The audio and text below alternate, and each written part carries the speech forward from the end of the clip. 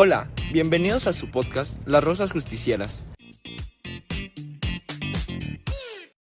En este capítulo hablaremos de la obra titulada La Fiesta del Chivo, del autor peruano Mario Vargas Llosa.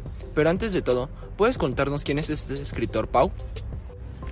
Claro que sí, Ram. Vargas Llosa es un novelista muy reconocido internacionalmente.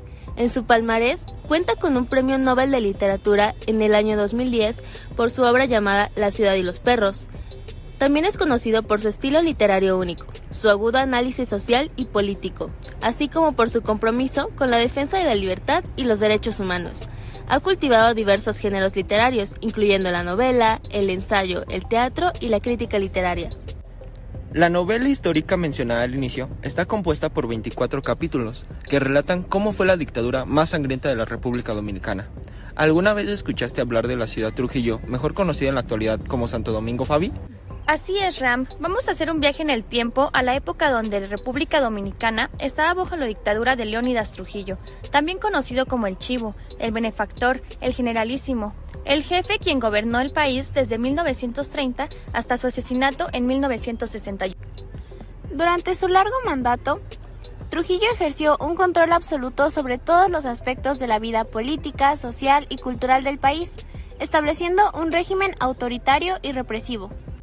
También te cuento que bajo el gobierno de Trujillo, la sociedad dominicana experimentó una intensa represión política y violación de los derechos humanos. Las mujeres eran mayormente relegadas al ámbito doméstico y se les asignaba el papel de cuidadoras y esposas sumisas. La virginidad y la reputación eran altamente valoradas, y las mujeres que se desviaban de los estándares morales establecidos estaban estigmatizadas y juzgadas. Después de leer la obra, nos dimos cuenta de que algo andaba mal, y es que este libro nos deja mucho de qué hablar y cuestionarnos sociopolíticamente. Por eso, el día de hoy hablaremos del machismo que hemos encontrado en la obra. El machismo es una postura ideológica y un conjunto de prácticas sociales que consisten en promover la superioridad del hombre sobre la mujer. Históricamente ha existido y ha logrado trascender hasta nuestros tiempos. Eso quiere decir que la mujer ha tenido que sufrir violencias como el incumplimiento de sus derechos, ser presionada a hacer cosas en contra de su voluntad y caer en absurdos estereotipos que están socialmente impuestos, como el siguiente. La santa y la puta. La sociedad clasifica a las mujeres en estas dos formas y en la novela de Vargas Llosa, La Fiesta del Chivo, se refleja esta dicotomía. ¿Pero qué es una dicotomía? Estas están compuestas de dos conceptos opuestos que se contraponen. En el caso de la santa es el tipo de mujer buena e ideal, que imponen los ideales machistas, mientras que a la mujer indeseada porque no cumple con sus estereotipos le llaman la puta. En esta historia, Urania Cabral es uno de los personajes principales. Al paso de ir leyendo la obra podemos ir visualizando aquellas épocas y experiencias que vivía esta figura. Uranita fue hija del senador Agustín Cabral. Su padre fue un fiel servidor de Trujillo. Su historia refleja las diferentes situaciones que las mujeres dominicanas vivían. Para comenzar con la crítica, les cuento que en el capítulo 7 del libro, en una de las conversaciones que tiene Urania con su padre, le cuenta sobre una situación que sufrió Rosalía, una chica de familia acomodada por parte de Ramfis, hijo del general Trujillo. Una tarde después del colegio, Rosalía fue acechada por Ramfis y sus amigos y fue profanada atrozmente por cada uno de ellos. Escuchemos la siguiente cita. A Ramfis, siendo quien es, le correspondería desflorar el delicioso manjar, en vez de tirarla en una cuenca en medio del campo como hubiera hecho si Rosalía no fuera una perdomo, niña blanca, rubia, rica y de respetada familia trujillista, sino una muchacha sin apellido y sin dinero. Aquí el autor Vargas Llosa nos muestra cómo la joven Rosalía, al ser hija del coronel Perdomo, del gabinete de Leónidas Trujillo, encarna el ideal de la mujer santa y perteneciente a la respetada élite trujillista, es decir, las familias y personas más allegadas y fieles al régimen. Sin embargo, su privilegio no la protegió de la gran sombra que era el régimen trujillista en aquellos tiempos, en el cual imperaba el machismo y la supremacía de los hombres por sobre las mujeres en cada ámbito de la vida dominicana. Y esto se refleja en que Rosalía, al ser violada por Ramfis y sus amigos, pasó de ser una chica santa a ser vista con vergüenza al saber que ya no era virgen, como si lo que le hubiera ocurrido hubiera sido culpa de ella. Sufrió de juicios, miradas incómodas y murmuraciones, algo que su propio agresor no tuvo que vivir. Incluso Ramfis pensaba que las dominicanas con las que él se acostaba debían estar agradecidas con él. Es un caso muy triste, Fabi. Pero por otro lado, dentro de la historia aparecen de manera escasa las hermanas Minerva, Patria y María Teresa Mirabal, quienes se salen bastante del estereotipo de sumisión.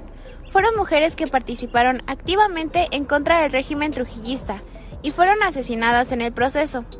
Dentro del libro se puede observar cómo los hombres que luchaban activamente junto a ellas las veían como mujeres inusuales.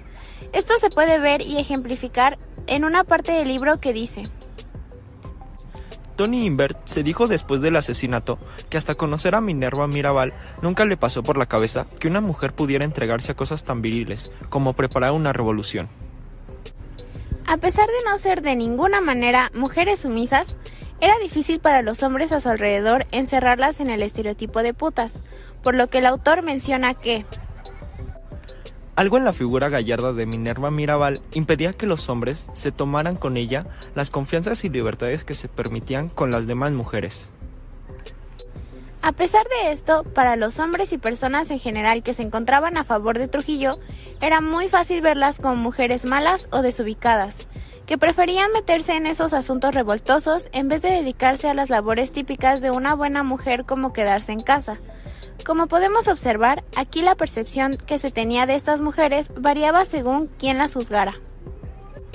Muy interesante, Ania. Habría sido enriquecedor que el autor hablara más sobre estas valientes mujeres, debido a que no se les menciona tanto en la obra, aun cuando fueron muy importantes en la historia de República Dominicana. Incluso la ONU creó el Día Internacional contra la Violencia a las Mujeres, el 25 de noviembre, en honor al día en que fueron asesinadas las hermanas Mirabal. Como podemos ver, las mujeres tienen diferentes propósitos dependiendo de cuál sea su rol según la sociedad. La santa llega a ser exitosa cuando cumple con su cometido de sumisión. Por ejemplo, en la siguiente parte del libro, en la que Antonio Invert habla sobre su esposa Aida, podemos observar la representación de la esposa ideal. Ella era la esposa dominicana modelo, callada, servicial, sufrida, que aguantaba sus borracheras, las aventuras con mujeres, las pendencias, las noches pasadas fuera del hogar, y que lo recibía siempre con buena cara, levantándole el ánimo, apresurándose a creerle las excusas cuando él se dignaba dárselas, y buscando en la misa de cada domingo. Se nota que en aquellos tiempos trujillistas, la mujer ejemplar era como Aida, la que se casa y se desvive por su familia, alguien que vive para los demás. En otras partes del libro se muestra cómo algunas mujeres ya casadas reconocen lo triste que es esta situación.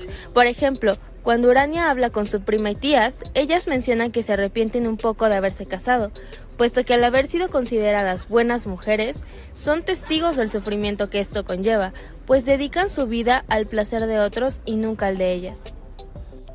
Es una pena que se sintieran así, Pau. Más adelante del libro, el autor retrata cómo el chivo se podía meter con cualquier mujer que se le diera la gana. Dentro del pensamiento trujillista, esto debía ser un halago para ellas. Estaba impuesta la idea de que debían sentirse exitosas y agradecidas por tener el privilegio de ser usadas por el jefe. Algo así como lo que sucedía con Ramfis. Sin embargo, lejos de ser un halago para ellas, era un suplicio que tomaban con cierta resignación, pues no tenían de otra más que aceptar el ser humilladas. Por eso mismo, para el generalísimo, todas las mujeres eran putas, y por ello no merecían respeto. Por eso las profanaba sin problema, las deshumanizaba y miraba como objetos, las despojaba de su dignidad para hacerlas suyas. Los hombres del pueblo, que eran hermanos, padres o incluso esposos de estas mujeres, alababan y agradecían a Trujillo por hacer esa atrocidad, aunque estaban obligados a hacerlo, pues no podían ir en contra del chivo. Yo he sido un hombre muy amado, un hombre que ha estrechado en sus brazos a las mujeres más bellas de este país. Ellas me han dado la energía para enderezarlo. Sin ellas, jamás hubiera hecho lo que hice. ¿Saben ustedes cuál ha sido la mejor de todas las hembras que me tiré? La mujer de Froilán. Después de decir esto, Froilán siguió lamiendo la mano del jefe, pues no tenía otra opción. Esta acción de tirarse a cualquier mujer era un medio para hacer ver el poderío que tenía ante todas las personas. El jefe dejaba en claro su superioridad ante los demás hombres, pues no solo estaba encima de ellos con el poder de ordenarles y mandarles, también para meterse con sus mujeres, dejando ver que aún siendo sus esposas, eran también propiedad de Trujillo. Esto le restaba poder a todo hombre y se le sumaba al chivo. Así reforzaba que arriba de su imagen no existía algo con mayor autoridad. Leónidas Trujillo, el chivo, el generalísimo, el benefactor, sabía imponer su lugar como hombre frente a las mujeres hasta que de su madre se hablaba, ya que cuando se mencionaba a la señora Julia, él cambiaba la perspectiva de puta que tenía de todas las demás mujeres del país, y la miraba como a una santa, un concepto en donde solo entra su madre, conocida como la excelsa matrona. En un mundo donde las mujeres eran juzgadas según estereotipos rígidos, ella encarnaba la imagen de una mujer dócil y santa. ¿Qué culpa tenía la excelsa matrona de que corriera sangre negra por sus venas? Doña Julia solo había vivido para su marido, ese borrachín buenote y mujeriego, don José Trujillo Valdés, y para sus hijos, olvidándose de ella y poniéndose para todo en el último lugar. Aquí vemos que era debido a esta gran entrega de doña Julia que el jefe la miraba con admiración. Para él era una santa, pues había cumplido con su rol de sumisión y se había entregado completamente a su cuidado y protección. Aún con todo esto, la humilde mujer, de cuyas venas fluía sangre haitiana, no pudo escapar al ser juzgada, pero en este caso fue por sus raíces, aún a pesar de la posición de privilegio en que se encontraba. Es interesante esta perspectiva del chivo. Sin embargo, contrastando con la gran admiración que Leónidas Trujillo tenía hacia su madre, la sociedad y el propio generalísimo encasillaron a su esposa María Martínez, conocida como la Españolita, bajo el estigma de una puta. Esta percepción se alimentaba de los rumores que circulaban de boca en boca sobre si Trujillo era realmente el padre de Ramfis. Hijo de puta, bastardo, hijo de 7 leches, tu madre la Españolita fue de burdel antes de ser la querida de Trujillo. Estos eran algunos de los comentarios que se hacían sobre la madre de Ramfis, pues existía el fuerte rumor de que este hijo del chivo era en realidad hijo del doctor Dominici, un cubano que Trujillo mandó a matar por ser el primer amante de doña María Martínez. Esta acción de infidelidad se salía completamente de los parámetros de mujer ejemplar, sumisa y entregada. La Españolita no se amoldaba a estos mandatos y por ello fue vista como una puta, aun cuando en su posición de primera dama se esperaría otra cosa de ella. Mujeres como María Martínez, Julia Trujillo, Rosalía o las hermanas Mirabal son claros ejemplos de cómo se vivía esta dicotomía durante la dictadura de 1930 a 1961 en República Dominicana. Se debe analizar las obras de acuerdo a su contexto y tomar en cuenta que eran tiempos distintos, donde el machismo estaba aún más marcado que hoy en día, además de toda la violencia que se vivía en aquel entonces. A pesar de los avances que ha habido en la cultura donde las mujeres obtienen cada vez más libertades, la dicotomía de la puta y la santa sigue muy presente en nuestros días, por lo que es importante saber identificarla y cuestionarla para no caer más en estos estigmas que vivían las mujeres en aquella triste época. Gracias por escucharnos. Esperamos les haya gustado y hayan aprendido sobre esta dicotomía tan dañina. Y no olviden cuestionar estos mandatos.